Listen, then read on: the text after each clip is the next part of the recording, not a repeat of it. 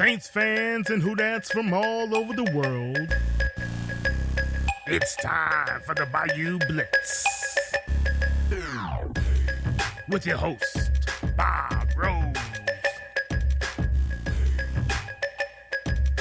Okay, Saints fans and who-dats from all over the world. This is Kyle T.Mosley of the Saints News Network. I'm here with Bob Rose of the Bayou Blitz, as well as contributing writer for the Saints News Network as well. How you doing, Bob? Kyle, we're hanging in there. Up north, I'm sure as it is the case throughout the country, most everything that's considered non-essential is shut down. So I certainly hope everybody is staying safe and smart, as well as your families. Are you doing all right down there, Kyle? We are doing well, man, and thank you for asking. Yeah, guys, Saints fans and who-dats, guys, make sure you are safe. Pay attention to all of the mandates that the states and as well as the city and other municipalities are giving to you guys, so we can be able to slow down this pandemic at this time. Corona, we don't want to know you.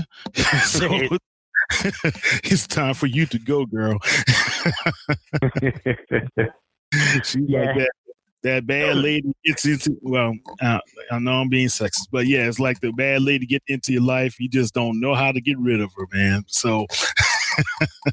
And Kyle, I've had a few of those in my life, not my current situation, but I have had a few, and I have no advice on how to get rid of them either. But yeah, go ahead. Whenever you find out the remedy, let me know, man. So. For sure. All right, guys. We are into free agency now, Bob, and everything with the New Orleans Saints has been pretty good thus far in free agency. Guys, we're going to talk a little bit about that. We're also going to talk about Sean Payton has contracted the novel coronavirus, COVID-19, and we'll see how he's faring. But also we'll talk about some of the projections going into the NFL draft. And if you have any questions on our website, you can go to si.com/NFL/Saints for all the latest in Saints news, as well as updates from myself, Bob Rose, John Hendricks, Carla Antoine, Brendan Borland, as well as Aaron Miller. All right, Bob, start us off, man. How do you think everything's been faring for the New Orleans Saints in free agency thus far? Kyle, we both have a good pulse on Saints social media, particularly in our Bayou Blitz groups and where we distribute our articles and our workings through si.com. And I got to say, I'm more than a little bit disappointed at at a portion of the Saints fan base that was getting increasingly irritated that New Orleans wasn't moving fast enough to sign new players or disagreeing with the signings that they've had. Guys, this is a team that went 13-3 the last two seasons and 11-5 3 seasons ago, and are legitimate Super Bowl contenders with a championship caliber roster. Don't question Mickey Loomis and Sean Payton. I think we've all learned by now that the goal, the ultimate goal that these two men have in mind, and right up through the ownership group and Mr. Benson, is that they plan on putting a competitive and ultra-competitive product onto the field. Now, as far as the moves that the Saints have made so far, I love every single one of them but one. My friend Patrick Robinson, I thought for sure he was going to be cut and jettisoned to the street. If I were to, that's hands down the restructuring of Robinson's contract that the team announced a few days ago. That's hands down to me my most disappointing and surprising free agent move. But heck, this team has checked off all the boxes. Interior offensive line was highlighted as a need coming into the offseason. The Saints made the decision to re-sign Andrus Peat rather than bring in a free agent guard. And the reason why I like that move, and you and I have talked about it on the show before, probably the most important position group in football to have continuity is your offensive line. And by bringing Pete back, although I was a little bit surprised at the length and the size of the contract, Pete has played, although inconsistently at times, Pete has played at a solid level since they did move him to left guard from the outside tackle spots. And he has so much versatility to step in at tackle when Teron Armstead has been nicked up by injury, which happens nearly every year. So I love that move. And then, as you know, on Friday, the Saints gave us the wide receiver that every single one of us wanted. Late Friday night, news broke out that they had reached an agreement, a 2-year agreement with Emmanuel Sanders, which is the one player that I think all of Saints Who Dat Nation wanted the team to trade for last October. They missed out on the Sanders sweepstakes then, but he's still playing at an extremely high level. He is a perfect number 2 receiver in complement to Michael Thomas.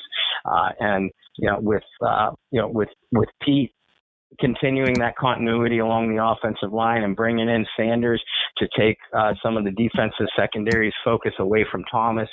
Not to mention, anytime you keep your Hall of Fame quarterback and you do so at a pretty team-friendly number as they did with Drew Brees, you're doing everything that you need to do to make yourself a successful offensive team. And I'm really anxious to look at, and I know we'll talk about defense in a minute, I'm really anxious to look at the offensive product that the Saints have going forward. Yeah, well, you said a lot of stuff, man. And I believe when it comes to, let's talk about the fans first. The fans are always going to have a little negativity. Okay. When it's difficult sometimes for some fans to really be objective in taking a look at the value of a player, because what stands out, especially in the world today, is that we look at the negative first versus the overall person or thing or event or whatever may be, right? So if we look at the body of work for a guy like Andrus Peat, what would stick out to most people are, let's say, the offside, the penalties, the false starts, or it could be the times he was injured as well, right? So they're not really studying film. They're not understanding the concept, right? They only understand if I like this guy or not, right? Or if my buddy doesn't like this guy or not, or we heard some negative things about this guy, right? So when you think about everything in free agency and why a person or one of the players could be important to the team, they're not really being as objective as possible. Would you agree?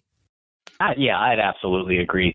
And look, in this era of video games, it is easy to sit there as armchair general managers and armchair coaches. And you and I do that to an extent, too, with what we do in some of our projection and prediction articles. But this isn't a game of Madden. We can't adjust the salary cap and just make trades for whoever we want or sign whoever we want. There are 31 other teams out there also negotiating with these players and trying to put a winning product on the field.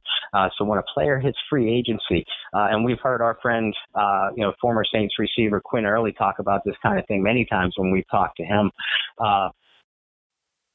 When a player hits free agency, that's basically, his on-the-field exploits are a job interview for 16 plus weeks, every season.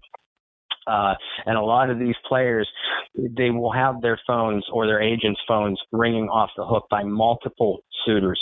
And we heard it from Pete. We heard it from Emmanuel Sanders once they had agreed to their official deals.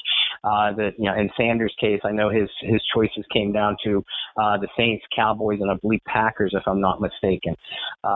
Pete was weighing options from other teams as well before he decided that New Orleans was the best fit for him. So there's other teams after these players to try to make them fit in their organizations too. So like you pointed out, it's just, it is so easy to be negative and so easy to, dislike signings or want your team to sign, this high profile guy or that high profile guy. Need I remind you? Well, I don't need to remind you, but need I remind people that 2 years ago, when the Saints' biggest need going into the offseason, was more athleticism at linebacker. They signed this guy that, unless you were a hardcore football fan, you didn't really recognize his name. His name is Demario Davis. Davis, of course, is one of the top players in the NFL. So I think that free agent deal worked out. And you and I can both recall a portion of the fan base angry that the Saints didn't get this guy at linebacker, didn't get that guy at linebacker. Bigger names, bigger contracts. But I think Demario Davis worked out pretty A-okay for the team. Just a tad, right? Just a tad. I think he's done a very good job. So let's do this for the fans, man. Let's go through some of the major free agents and some of the going ons and going ins and some of the going outs for the New Orleans Saints. Let's start at the Saints 2020 free agent class. You had a guy like JT Gray. They went ahead and they tendered him an offer. Lil Jordan Humphrey, he was the exclusive restricted free agent. And I believe they signed him as well, right? They gave him a little offer. Keith Kirkwood, he left and he signed on with the Panthers. He's re-engaging his old coach, Matt Rule, over there in Carolina. Zach Wood, the lone snapper, he was a restricted free agent. He re-signed with the team on 3/16. Justin Hardy, defensive back, restricted free agent, re-signed on 3/20. I was surprised at this, though. They did not re-sign Cameron Tom, who is a guard. He was a restricted free agent. Christian Hogan, as well as Austin Carr, wide receiver, who has been battling some injuries toward the end of the season. I saw on Instagram, he said he's getting a little bit more healthy, but they did not re-sign those guys, right? So just from that initial group, there anything that stood out? I'm a big Keith Kirkwood fan. I really, really liked what he brought to the team in 2018 and was expecting a big leap from him in production last year. But, of course, he had a hamstring injury that it hurt him through camp. And very early in the season, the Saints made the decision to put Kirkwood on injured reserve. So he didn't play. Keith Kirkwood didn't play for New Orleans in 2019. But I was a little bit surprised and disappointed to see Kirkwood leave the building, and especially to join a division rival.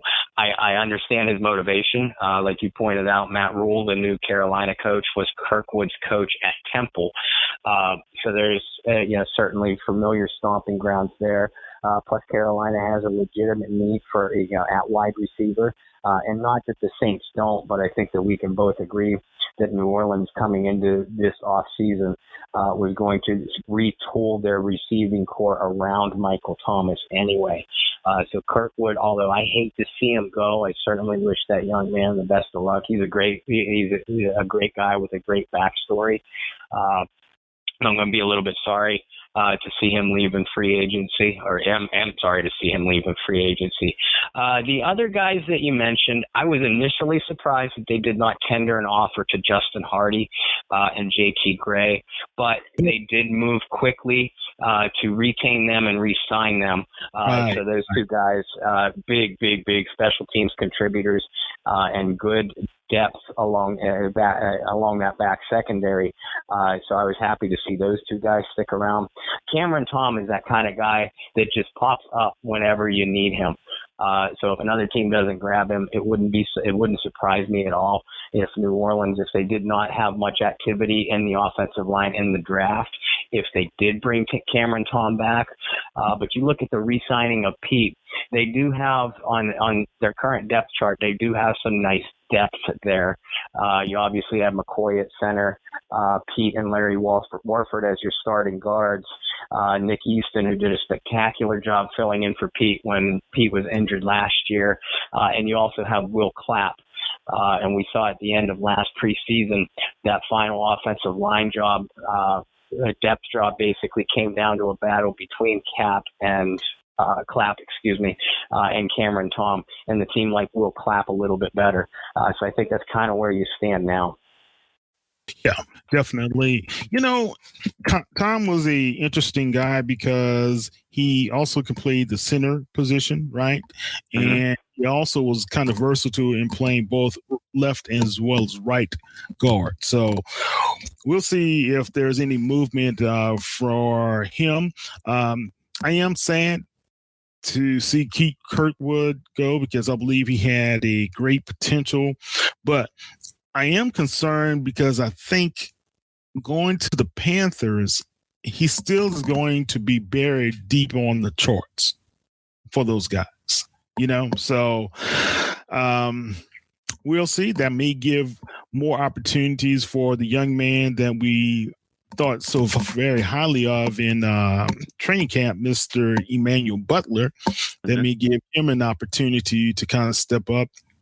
As well as you don't know if the Saints could be able to bring Hogan back as well. I was kind of surprised they decided to activate him the last couple of games versus activating Butler to the active roster. So those are some of the interesting signings and not signings from that first group. Now let's go on. Taysom Hill, of course, the New Orleans Saints offered him the first round tender, and Drew Brees, of course, the Saints re-signed on 3/17. That was really the big one to start everything off, right, Bob? Yes. And now we have Teddy Bridgewater. He has exited the building and he has signed on with the Carolina Panthers. And if guys you don't know, the Panthers have released 9-year quarterback Mr. Cam Newton, and one of our biggest nemesis for many years in the NFC South. So Cam is trying to find a new home.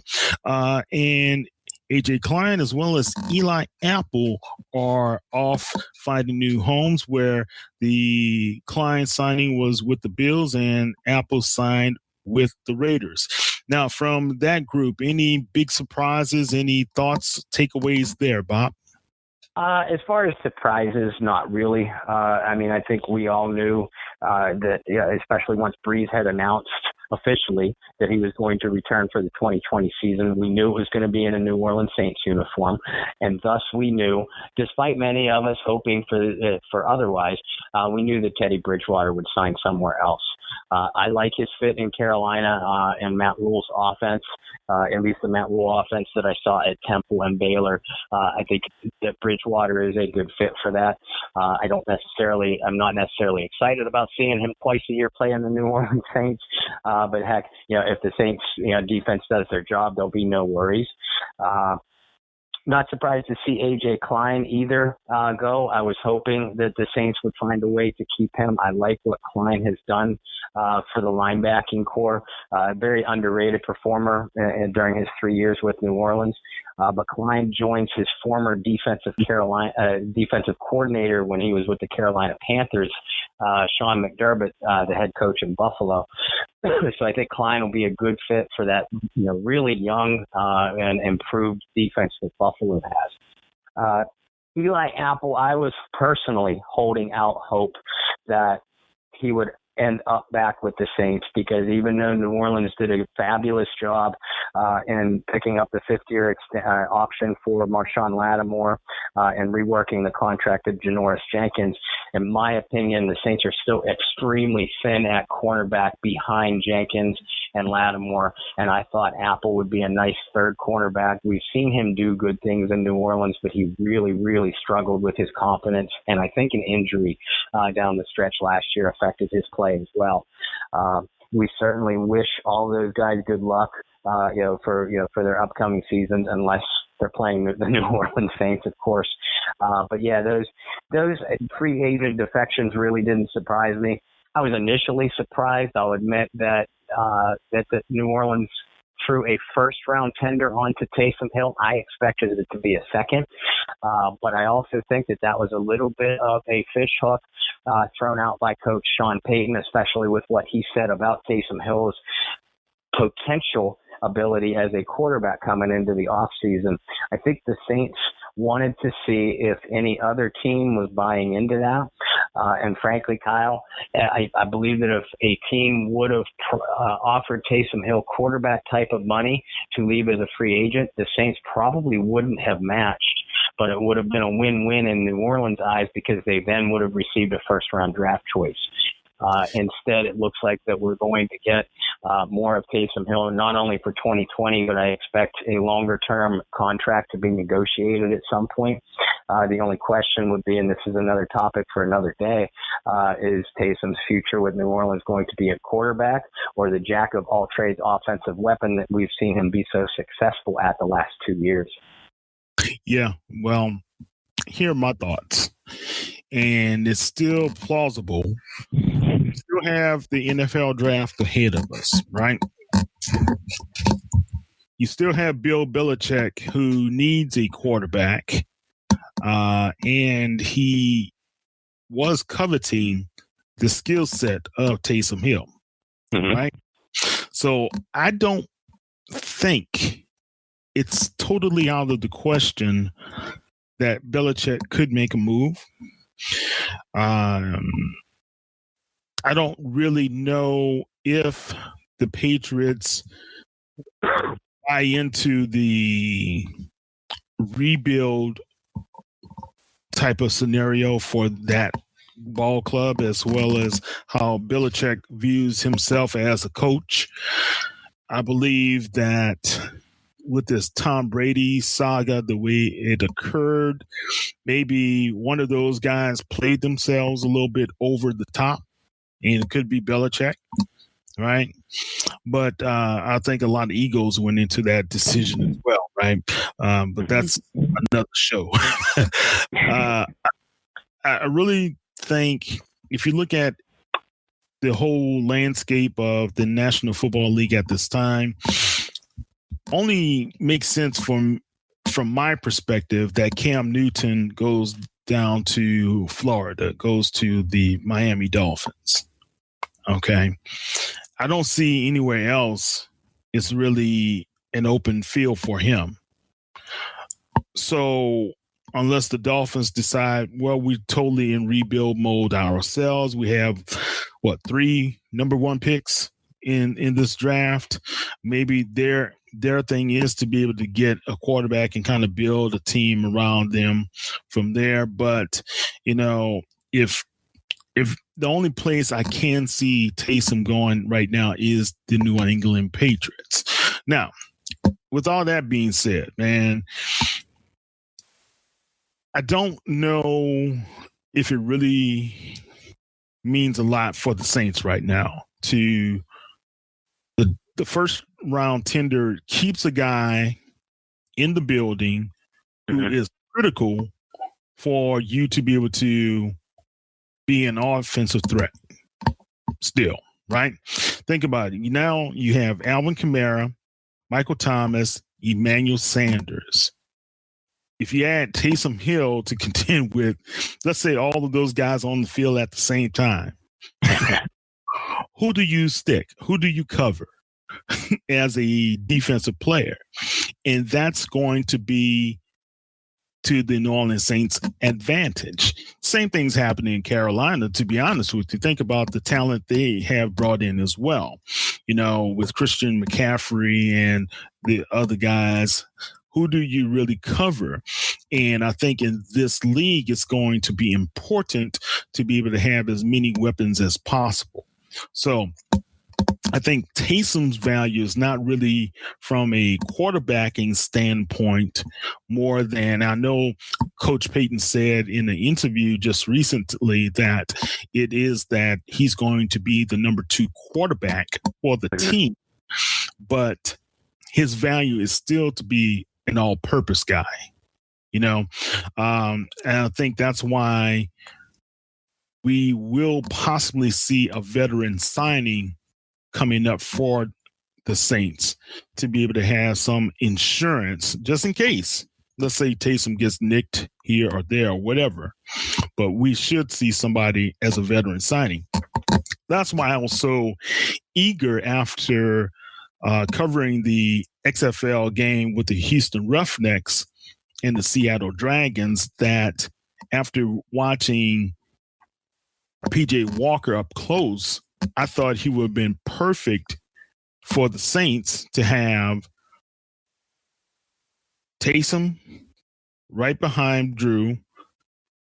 If you don't want to have him as that guy going out doing all those other things, PJ Walker would have been excellent in doing those things as well. Matter of fact, he has just as much speed. The only thing, he doesn't have a big body, right? But I watched him pass the football and make some pretty nice throws in that game where he brought the team back and rallied back against the Seattle Dragons in that game in Houston. So why am I saying all of this? The flexibility of Taysom Hill is still there for the Saints, and we can't deny that part, right? Is he the long-term answer? We shall see in training camp, because for the past 2 years, it's always been he's inconsistent in his passing, right? In the type of offense that Sean Payton runs, you have to be more accurate with the football. Now, I think he has the opportunity to get better. The one holdback and one drawback has been this pandemic. Is it really going to affect a lot of these guys and how they prepare? You know, some of them don't have home gyms, let's say like Drew may have, or Cam Jordan may have, or some of the guys with big contracts, right? Their only opportunity to work out was to be in New Orleans on the off season, or at home, or wherever they want to call home, at a gym where they can be able to feel comfortable in doing so. Now, the quarantines are in place. The mandates are in place for us to self-quarantine and whatever. It's going to affect how these guys prepare their bodies. And that's the concern I have.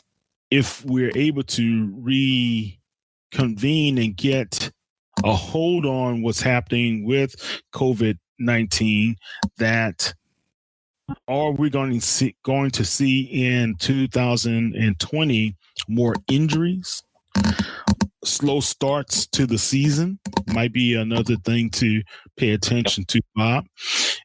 So those are just some of the concerns that I have at this time. Okay. And they're very valid concerns. And I'll actually go you one step further, and particularly more so at the quarterback position for what I'm about to say. I mean, Kyle, these guys are professional athletes. So we understand that it is their job, and the most of them keep themselves in amazing shape all year round. But when you're now talking about getting together and working out with your teammates as well, getting a feel for the offensive or defensive system, which is why I think that this quarantine, especially if it goes for an extended period of time, it is going to affect teams that are looking to draft a rookie quarterback or that have a developmental prospect such as a Taysom Hill. Now, you're not looking at Taysom Hill to be a starter, but some of these teams like the Bengals or Dolphins or Chargers that are looking at a Tua or a Burrow or a Herbert to come in and hopefully be their starter right off of the bat, those guys aren't going to be able to go through their normal mini camps and mini camps and June mini camps because, again, only if this thing goes extended because they, as it stands right now, like you said, they can't work out and even go to their own team's facilities and get to know your new. This is why I also think that it will affect to a lesser extent Tom Brady, who just joined the Tampa Bay Buccaneers, or a Phillip Rivers that just joined the Indianapolis Colts. Now these guys are veterans, so they've seen nearly all. But you're still working with new teammates in a new offensive system with new terminology. There's going to be a much delayed curve now because of this quarantine and shutdown.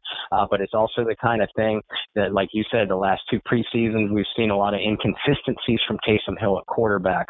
Although he was improved last preseason, he's still not a guy I'm comfortable with to step in and take as the starting quarterback for a prolonged period of time. So you do have to believe that you're right, that the Saints will look to bring in some sort of veteran at some point for not only stability behind Breeze, but also, as you pointed out, to allow Taysom to do what he does in the offense, which is what makes him and what makes this Saints offense so effective. Yeah. And I was kind of surprised the team didn't make a run at Marcus Mariota. And I know it may not be a popular pick for our decision that I'm bringing up for some of the Saints fans, but Mariota, recall this guy was a starter just up until last season when Tannehill went on his fantastic run, right? And Mariota, I know he had some nicks here and there the past couple of years, but the guy still is fast. You saw on some of those RPOs that Tennessee did last season, they brought in Mariota and he really did a great job. So that's why I thought Mariota would have been a pretty good backup in the fold for the Saints as well, because then they will still have that option to be able to run the RPOs with him. He still has speed. He still has an understanding of playing the game at a high level, and I mean, Mariota is not a slouch, but he is a better option at quarterback as far as I'm concerned when it comes to passing, recognizing defenses and things of that nature. Now, this is not a knock on Taysom. It's just you compare a Heisman Trophy winner to a guy who's been an NFL starter for the past several seasons versus a guy who hasn't done just that yet, and that's all I'm saying. Everybody's not going to be a 20-year vet like Drew Brees. And we've got to realize that Drew is very special, and to have him in New Orleans again for another year or two is very special. So, guys, you really are about to witness possibly one of the better seasons from Drew this year, because in my opinion, he knows this is probably the last hurrah, so to speak. If I don't get it done now, then when? And that's why bringing in a guy like Sanders, where we saw the inconsistency from our supposedly number 2, number 3 receivers in Ginn and Smith, right? It's very, very valuable to have a guy like him, because think about it. Our second best option at receiver last season was our running back, who was on a bad wheel with 81 receptions, right? So now you bring in a guy, I know he only had 63 receptions last season, if I'm not mistaken, in Sanders.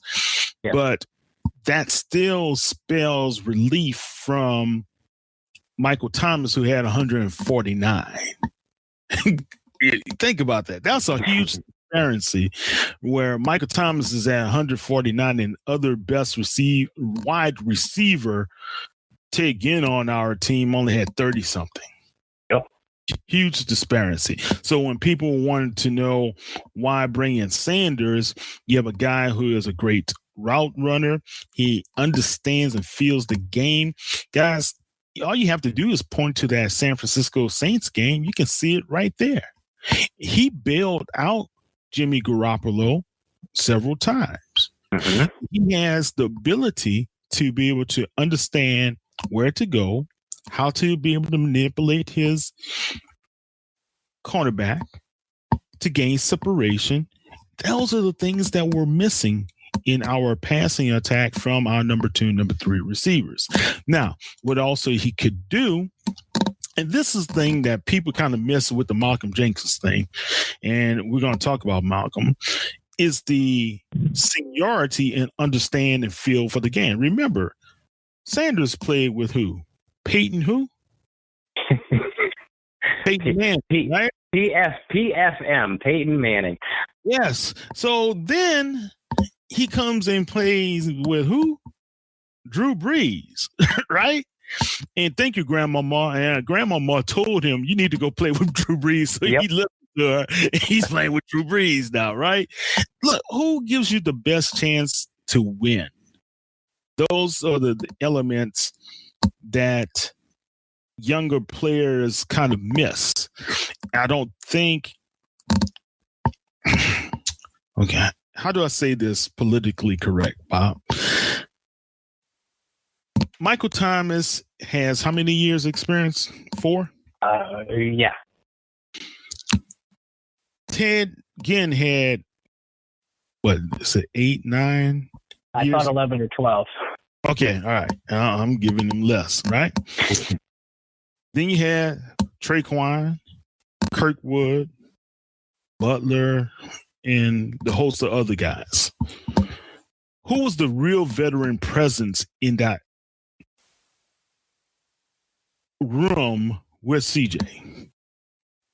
Ted Ginn, right? Right. But Ted has never been the one that people can say, well, if I need to know about the game. Have you ever heard anyone say, I'm going to turn to Ted again? No. And it's not a knock on Ted, because some of us have certain roles we play. Sanders, I believe, is going to be one of those guys that will be, hey, he's going to be one of those vocal guys. Hey, guys, this is what we're seeing out there. Because Michael Thomas will be able to learn that aspect. I didn't see Michael Thomas, other than, how fiery he can be, I didn't see him being able to coach up those other guys. Am I wrong? No, and again, that's not a knock on Michael Thomas either. That's just who he is. Right. Sanders is a different kind of cat. Right. He's never been the number one guy. And I know what different people, the few critics of the signing, they came out and said, well, Sanders isn't going to be able to accept being a number 2 receiver. Now, you need to look closer at Emmanuel Sanders' career. He came in with the Pittsburgh Steelers, got a great feel for Bruce Arians' offense. So he played with Big Ben, Peyton Manning. Go ahead, and now Drew. Go ahead. And now Drew. And with Pittsburgh, he wasn't the number 1 guy. There was Hines Ward first as a rookie, and then obviously Emmanuel Sanders, Antonio Brown. When he went to Denver, he wasn't the number 2 guy. He stepped in for Eric Decker as the number 2 guy, but their number 1 receiver, hands down, was Demaryius Thomas. So he's been down this road before, and he made those guys better. Not only with his production on the field, but his voice in that huddle and his voice in that locker room, which has just gotten stronger as his career has progressed. And that's the value of a veteran. Okay. And not only will he have a good voice, he has a good way of preparing for the game, right? And he understands, this is where people miss it. He understands what to do at critical junctures in the game. Okay. Now, let's go to the Malcolm Jenkins signing. Okay. Malcolm understands the game. Yeah. He understands how to put his guys into position, right? Let's go back right after the Vikings loss. You and I talked about this on the podcast. And I said this to you. I remember we had this conversation on the air. Why didn't someone call timeout? And remember I asked you that? Why didn't someone say, hey, this PJ shouldn't be by himself over here? Was that, and remember I asked you this, and I hope I can pull this up again. Why didn't either Demario Thomas or one of those safeties, Von Bell, or it could have been, what's that boy, Marcus Williams, to be able to call timeout, right? You have a guy like Malcolm who could have said, hold on, I've seen this before. So we need to double team this guy, right? Or we need to have some sort of blitz coming off the edge because it's coming that way. Yeah. You see what I'm saying? Or PJ, watch out for this. Don't let him go outside.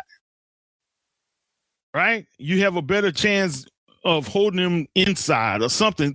You see, those are the type of things that would have been coached up on the field. That's why he was a better field general for the Saints, and being able to recognize the schemes that are about to hit you in the team.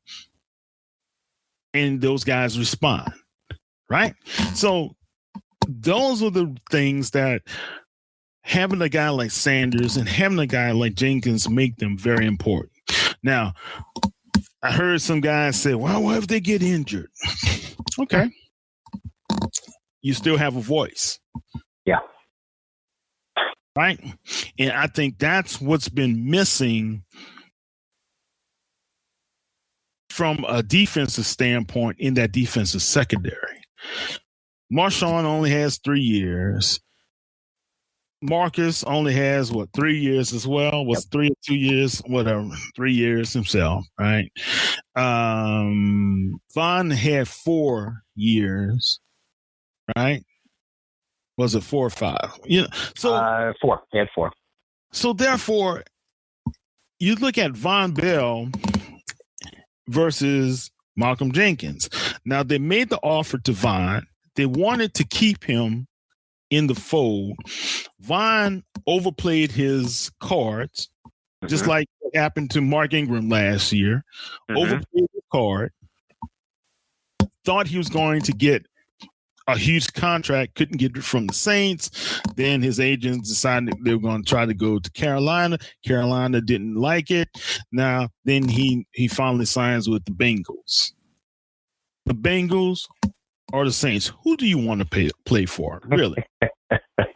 Not only that, Kyle, he actually signed for less money than what Malcolm Jenkins signed with the Saints for. So therefore, who played themselves? There you go. I'm just saying.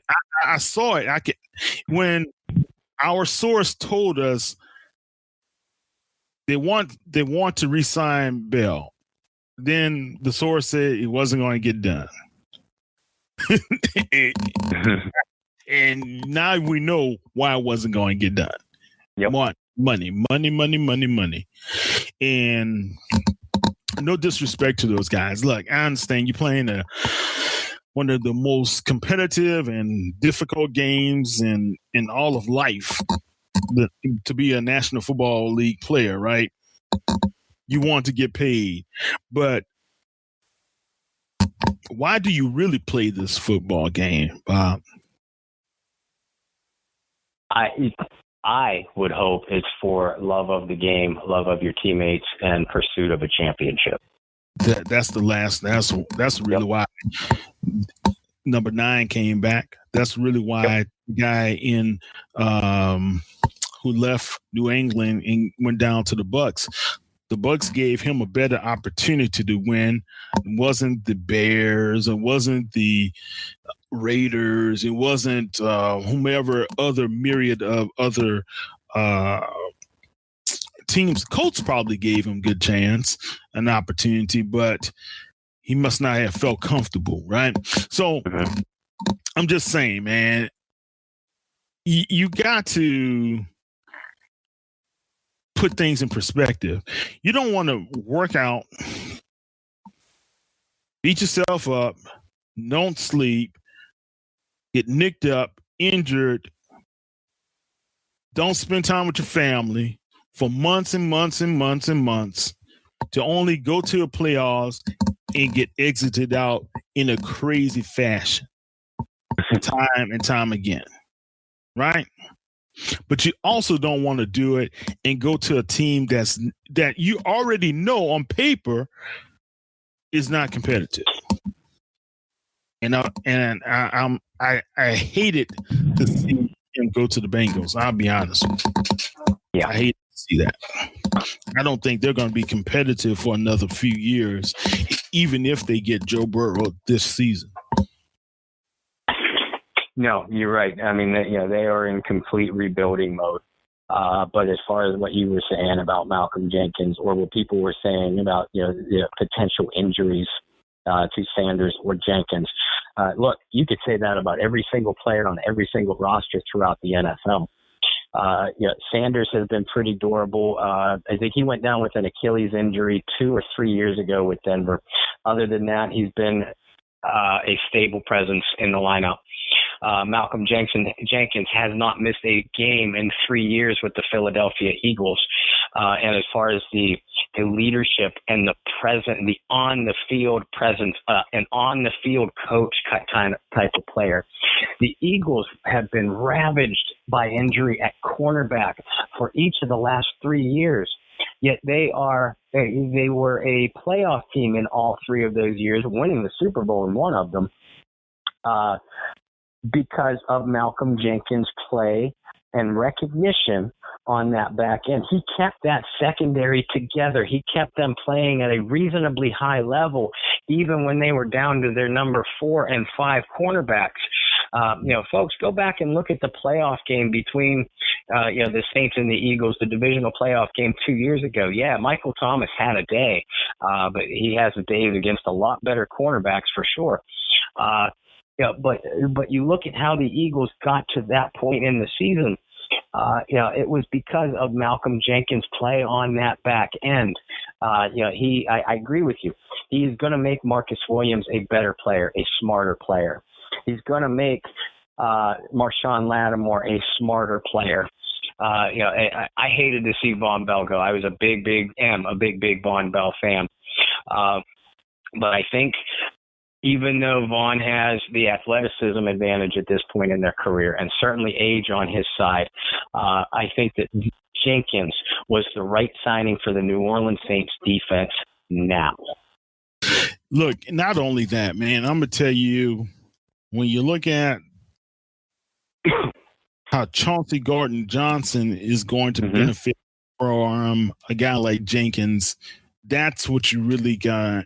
You're not going to see it today. You're going to see it in the next couple of years after possibly Jenkins is gone from the team, to be honest with you, right?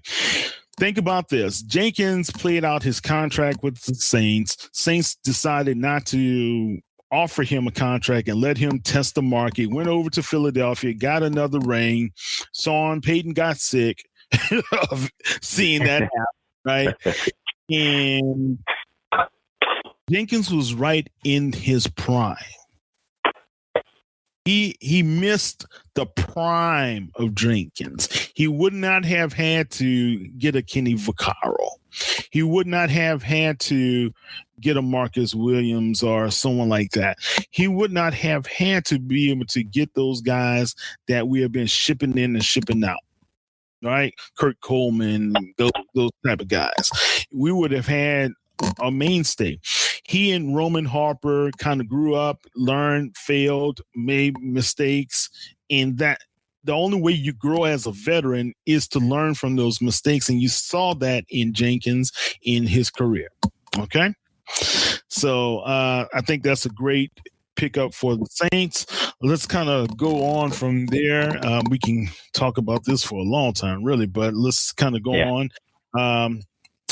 So Andrew Speed, you mentioned his signing, and we touched on some of the reasons why it was important. He's a great swing guy to be able to have just in case there's a down man on the left, usually with Armstead.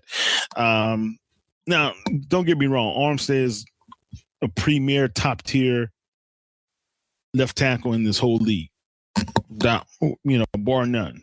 But he and Pete work so well together.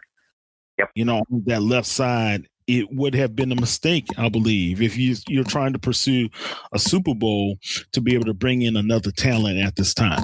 So people can understand why the Pete signing was important. And Pete also, I believe his camp kind of overestimated his value out on the market. That's why it was more important for him to come back and re-sign with the New Orleans Saints as well. All right. Mm-hmm. Zach Line retired, man.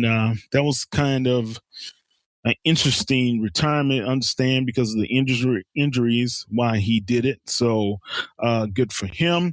But one of the more important signings or re-signings that the Saints had, and it's kind of been underrated, in my opinion, was the David Onyemata's re-signing.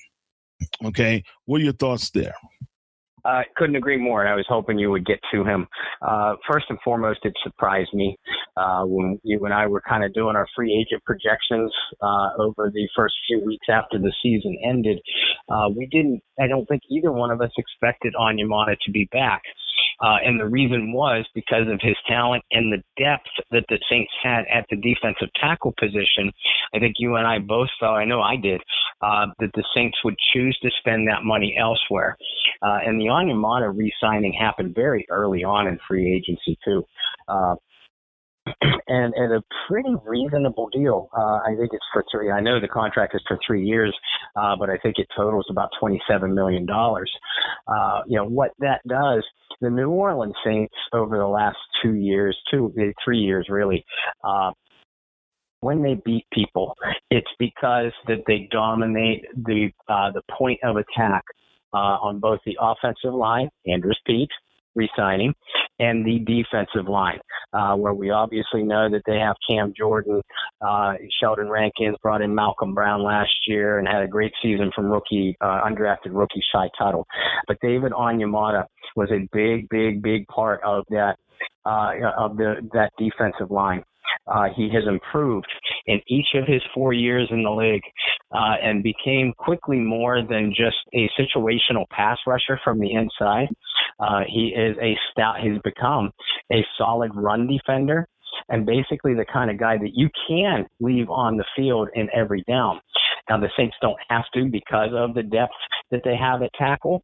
But Onyemata, he might not be the top of the line defensive tackle, the Ndamukong Suh's in his prime, or the Larry Donald or players like that. But Onyemata has to be considered in that next level down. And to lock him up for the next 3 years, I also think that says that that the team, the Saints, aren't completely convinced that Sheldon Rankins is going to return to 100% health. And we've heard our friend Mike Detillier say it many times to us privately and on air with us. Outside of quarterback, with the way the rules of the game are set up right now, Mike Detillier, would rather have a guy that can get the quarterback on the ground than the guy that will cover your wide receiver, just because of the way the rules are set up. By retaining Onyemata, by re-signing Onyemata, that gives the Saints. There weren't too many people that felt like that another team had a more talented defensive line depth-wise than the New Orleans Saints did in 2019. And now that re-signing keeps that crew intact going into 2020. You build your championships from the inside out, not from the outside in, guys. And that's why Andrews Pete signing was important, as well as Amnia was important as well. Big O. He held it down when Rankins was out. He held it down. He comes in. He does his job. He does it well. He's getting better and better and better each year. So, yeah, that's why it was important to be able to have him on with the New Orleans Saints. Okay, let's go on from Big O. The Saints, over the past couple of days, they went ahead and they signed Noah Spence as well as DJ Swearinger. Those were two interesting signings, man. And I would like your opinion here as well. Why Spence? Why Swearinger? I'll start with Swearinger. And I'm pretty sure in my defensive prediction, in my offensive and defensive predictions articles for free agency, other than the obvious re-signings, I'm pretty sure that Swearinger was the only one I got right. So I'll put a feather in my cap for that one. But yeah, DJ was brought in late last season because of the mounting injuries in the secondary for New Orleans, especially at the safety spot. He only was able to play one game with New Orleans before he himself, DJ, got injured and had to be placed on injured reserve. But even though Swearinger has bounced around the league a little bit in his 6 NFL seasons, when he's on the field, and he had his best performance when he was with the Washington Redskins, and even intercepted Drew Brees a couple of times in meetings against the Saints and Redskins. Swearinger gives you the type of versatility on that back end. He can play either strong safety up near the line, or pick up a bigger tight end in the slot, or he can play a deep free safety and has a decent athletic range, not to mention the veteran recognition of opposing offenses, where you wouldn't necessarily have a liability back there if DJ Swearinger had to play either one of your safety spots for a few games. So I love that signing from the depth aspect. John Hendricks, our colleague at SI.com, loved it as well. I think we were all on board with that one when we heard the news. Noah Spence, going back to the defensive line depth that we just talked about with Onyemata. Spence is an edge guy. His title might be a linebacker, but he's not the kind of guy that's going to drop back into coverage. He's the kind of guy you line up and go get tell him to go get the passer. Not going to go as far as say a situational pass rusher guy, but if you have, you prefer Noah Spence in your lineup in passing situations rather than run situations. He's a guy that has good bend around the edge. Had a couple productive years with the Tampa Bay Buccaneers before he got nicked up by injury. And when the Saints brought him in last year, I think there weren't too many people that disliked that signing when the Saints signed Spence last year. He just wasn't able to get into the lineup, A, because he was still struggling with some injury issues of his own, and B, just due to the depth of that spot. I mean, Kyle, last year we saw Carl Granderson inactive for a few games. We saw Mario Edwards inactive for a few games. These are talented guys that are in street clothes on the sideline because they weren't quite good enough to be in the rotation. That's how good this defensive line is. And with Spence, that's just one more guy that can get the opposing quarterback on the ground, which makes life a hell of a lot easier for your secondary. Yeah, well, you can't have enough good talent. I don't care. The more talent you have, the better your team would be, the better the competition will be as well, right? So Marcus Davenport's returning from injury. Trey Hendrickson still on the books. You have Mario Edwards who can play in and out. You have Spence now. Granderson is going to be I think Granderson is going to shock some more people this year. That kid has a lot of ability. Remember, he was a projected first-round pick if it were not for the trial that he was in and his conviction right?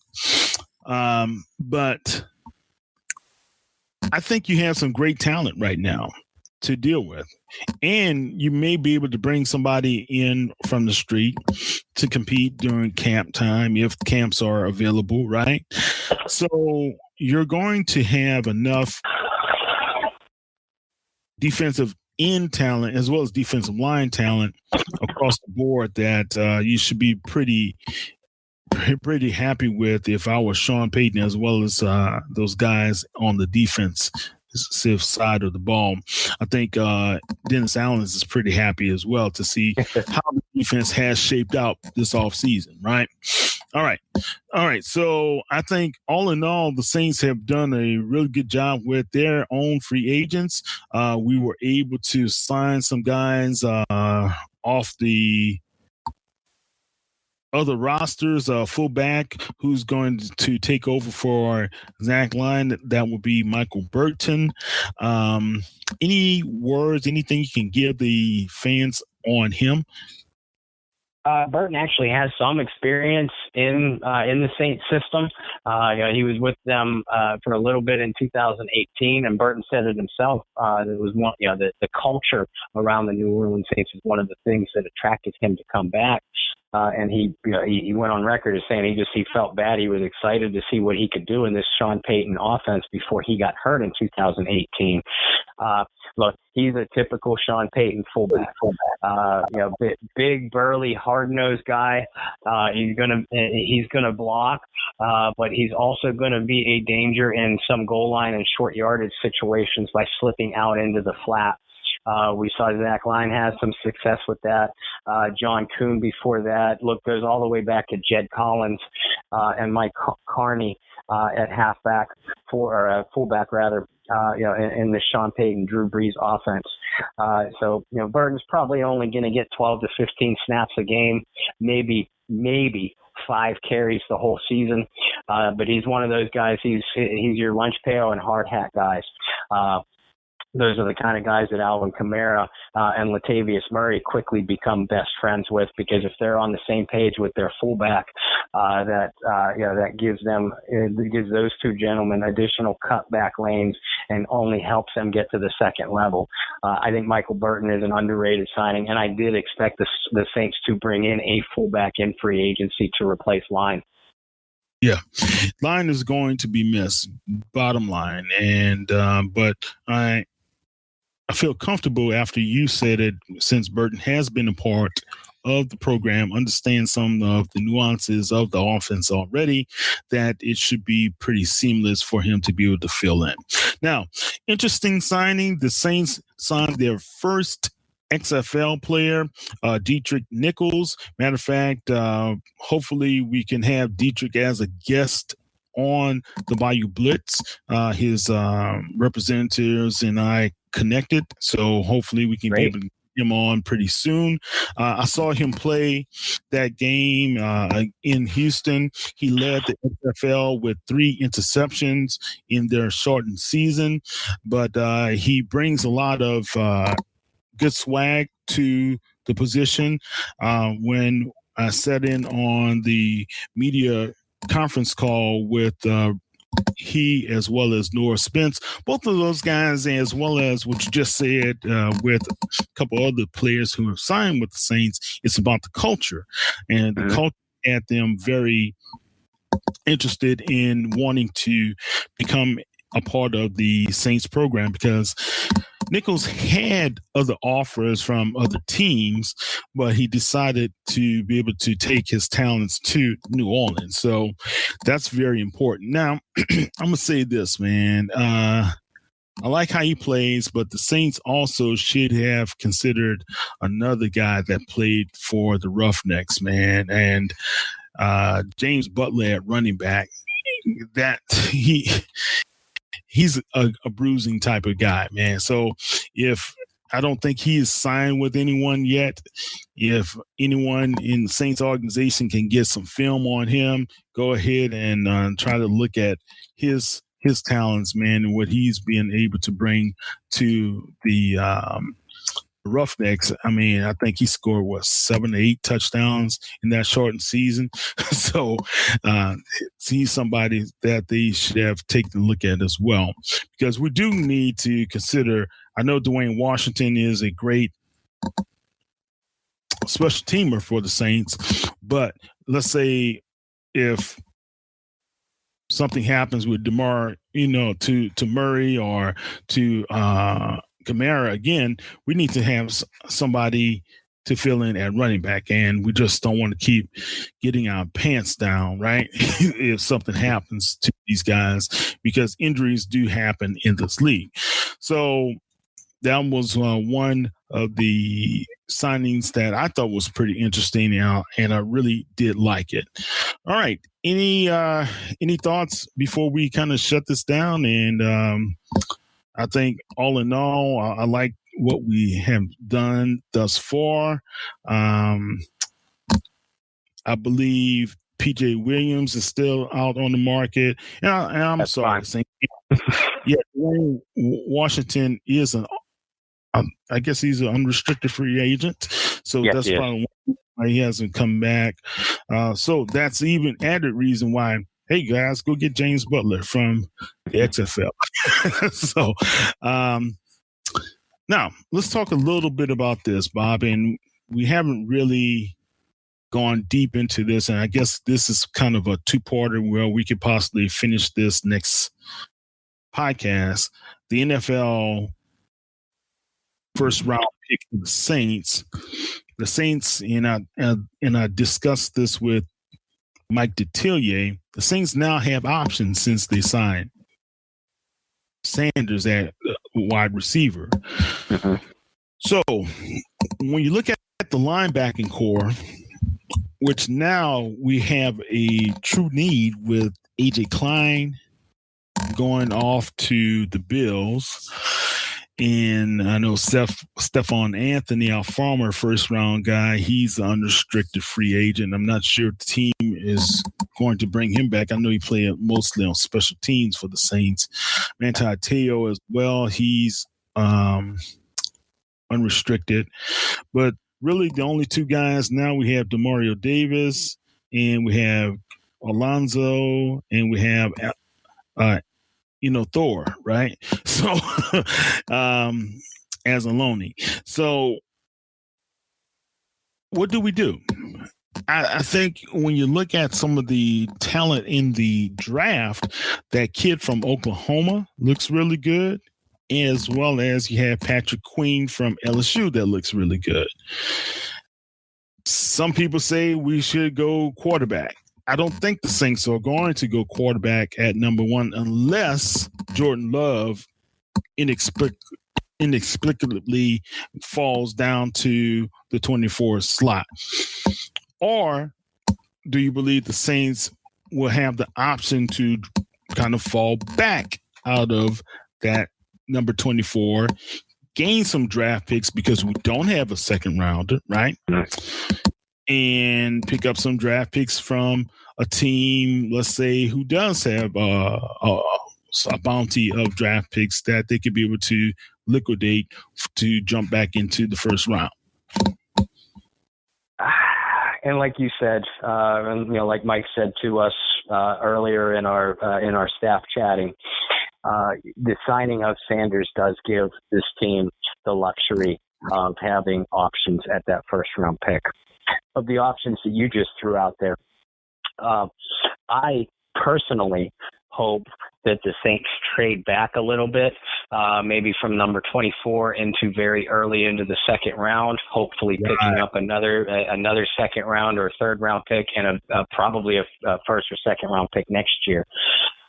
But you and I both know Sean Payton has never done that in 14 years as a head coach with the New Orleans Saints. If they trade in the first round, it's to trade up. I agree with you. I know that they have some love for Jordan Love, and he is an intriguing prospect. And we've all written about, and will continue to write about, the possibility that the Saints draft a quarterback this year, possibly at number 1, possibly later. It's our job and our responsibility to present our readers those kind of options. but I agree with you. I don't see the Saints going for that. It wouldn't surprise me if they still grabbed a wide receiver with their first pick. It's no longer the glaring need it once was, but you look at, say, the Kansas City Chiefs last year, who, of course, won the Super Bowl. One of the things that made the Chiefs' offense so difficult to defend was all the options that Patrick Mahomes had when he threw the football. Everybody knows about Tyreek Hill and Travis Kelce, yes, but they went 4 and 5 deep, had a real track team at wide receiver. Given the age of Sanders and the lack of depth that still exists at wide receiver, we could see the Saints grab one at 24. More likely to come later as deep as the receiver is. You mentioned linebacker. I don't like Kenneth Murray as a prospect. I prefer Patrick Queen.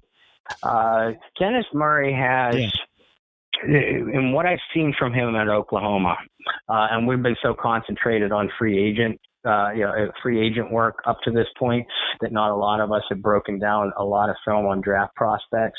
But I have watched a little bit on Kenneth Murray, and to me, he's an athlete and he will fly all over the field. But I see a guy from limited film study. I see a guy that's a little bit slow instinctively to react to what's going on in front of him. Now, really, you can't see. That's my opinion. That's my opinion. If you told me, Bob, the Saints are going to pick a linebacker at 24, Patrick Queen and Kenneth Murray are both still on the board, I'm going to take Queen every time. I like him better. I like his upside better. And Murray looks awful stiff in pass coverage too, from what I've seen. But I mean, like you said, we're going to talk about potential draft prospects plenty, not only on the show but in our pieces. I think I still list cornerback as a need too. My top 3 needs for the Saints now going into the draft are wide receiver, not in any particular order, but wide receiver, linebacker, and cornerback. Behind Lattimore and Jenkins, it's scary. They still need to add 1 or 2. I like Justin Hardy, but he is more of a special teams guy and an off-the-ball type of coverage guy. I want to see them pick up a cornerback that can take on a guy in a slot or even on the outside boundary where you wouldn't have any worries or realize, okay, the opposing quarterback is going here because P.J. Williams is in the game, or they're going here because Patrick Robinson is in the game. And there's a few cornerbacks, probably about 5 that I can think of off the top of my head, that are going to go anywhere between the mid-first round and mid-second round that I think that you could see on the Saints' radar. We mentioned how deep the receiving core is. Wouldn't shock me if the Saints added another offensive toy for Drew Brees and Sean Payton at 24, but I kind of have the feeling now, since they signed Sanders, that they may wait and grab one later in the draft because that position is so deep, and maybe concentrate on the defensive side again at linebacker or cornerback. And this is throwing steam in my own head. I would be surprised if the Saints came out of this draft without a second-round pick. I can, for some reason, and I haven't heard anything from anybody, it's just a gut feeling. For some reason, I can see them trading into the second round at some point, whether it's trading back in the first round and picking up a couple picks, or trading a few picks from next year to move into the second round. I see them, and we see it from Sean Payton every year. He identifies a guy that he wants, whether it's the first round or like Chauncey Gardner-Johnson last year in the 4th round. He'll see a guy still on the board, and he'll move heaven and earth to go and get him. So I see that potential scenario playing out for a potential second-round pick as well this year. Yeah. I kind of agree with everything you said. I'm still kind of stunned about your evaluation of Murray. I prefer Patrick Queen myself because I seen more highlights of him. If the New Orleans Saints stay at number 24, you have to have a playmaker on either side of the football. Mm-hmm. Murray, Queen. Let's see. I don't think Ruggs is not going to fall that far, but you have that kid out of Mims. You have Ayak. Yeah. You have Rigger out of TCU. You have options that I think at the wide receiver spot, those guys are going to be there. And the reason why I named them because they have Chenault as well. They have speed. Yeah. They have ability. Chenault, in my opinion, is a little bit bigger than what we need. But some guys say, well, we need an X instead of a Y. And so I'm like, whatever. I just need a playmaker. How about this? Exactly. So, it's one of those years for Traquan Smith. It's either step up or get off the pot, and that's why I believe a playmaker, a speedy guy. We need someone who can still take the top off the field. Manuel can get down the field. He can create separation. He's crafty enough to do so, but is he the guy that's going to take the top off the field? I don't think so. So that's why I would like to see someone like that. And someone would say, well, don't we have Deontay Harris? Yeah, but I need somebody who can consistently stay on the field, you know, and play different type of situations, have a big enough body, big enough presence, and a big enough understanding to be able to create plays. That's what we need. We need some playmakers, whomever they get, either if it's the number one draft choice, if they decide to get into the second round, whoever that person may be has to be a playmaker. And look, man, don't put it past Mickey Loomis as well as coach to be able to get an offensive guard as well at that level. So, it may not be the sexiest pick, but typically, if you look at a couple of those guys from, I think, a guy from Nebraska, Iowa, and Wisconsin, they may be available. So, anyway, all right, guys, this has been a good show, man. We had a good time talking. Yeah. Don't forget, you can be able to follow us online with our Sports Illustrated site for Saints News Network at si.com/NFL/Saints. Bob, how can they find you on the World Wide Web? Well, folks, we do want to thank you for tuning in with us as always, and hopefully you'll keep coming back through the rest of free agency and into the draft. But as Kyle said, easiest place to follow my New Orleans Saints work is through si.com and the Saints News Network. But I can be followed individually as well on Twitter at BobbyR2613, as well as Facebook under Bob Rose. We also have a Bayou Blitz Twitter page at Bayou Blitz 412, or go to Facebook. And the Facebook Bayou Blitz family is growing day by day. It's really, really fun this time of year too. So make sure, if you're on Facebook, make sure to look up and search for the Bayou Blitz group.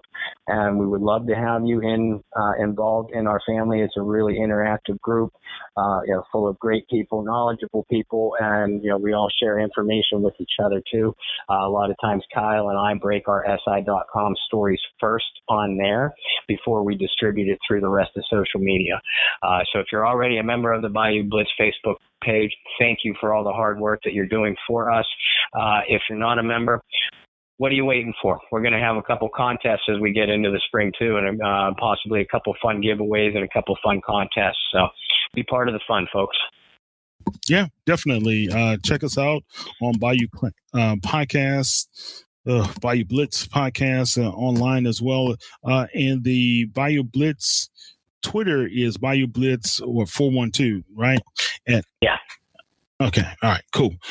All right, guys. On a serious note, keep in prayer. A lot of people who are going to be affected by the coronavirus. Sean Payton was the first notable person in the National Football League that contracted the virus.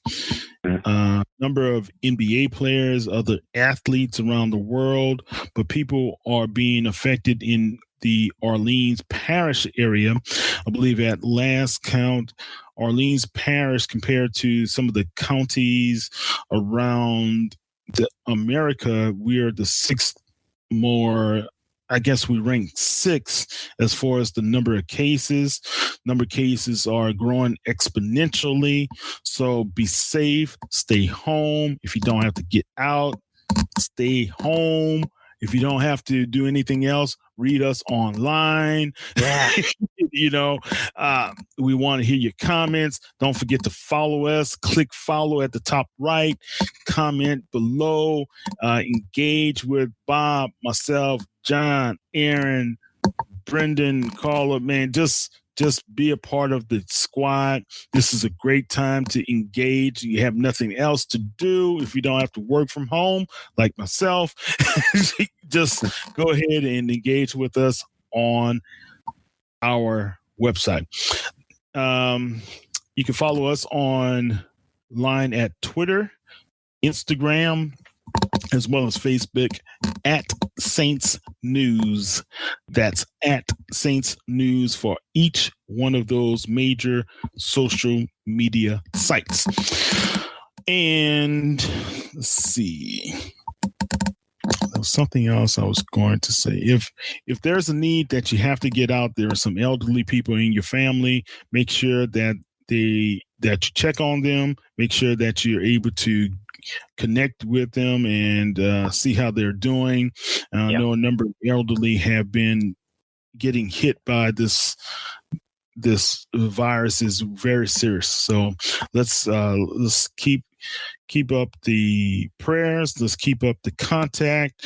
If it's, you don't have to socially be close to them to keep up the contact, but just recognize that people who are by themselves, especially the elderly, need to have people to care about their health.